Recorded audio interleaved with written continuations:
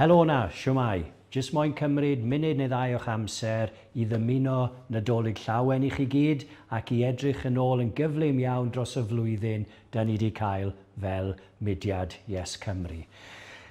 Os ewn ni nôl i'r gorymdaeth gyntaf wrth gwrs yn y bari ac wedyn yr ail un yn y ril ac yn y canol wedyn ni wrth gwrs da ni wedi cael amser wrth yn boddau yn Hafwyl, yn yr Eisteddfod yn Wrecsam ac yn digwyddiad Nabod Cymru ym Machynlleth. A pwy all anghofio wrth gwrs y ffigwr na o 41% o blaid annibyniaeth gafon ni just cyn yr yrymdaith yna yn y bari.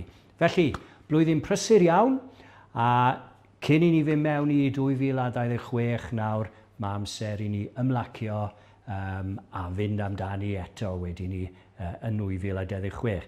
Felly, Nadolig Llawen i chi gyd a dwi'n edrych ymlaen at weithio gyda chi eto yn 2026. Nadolig Llawen a Blwyddyn Newydd Dda.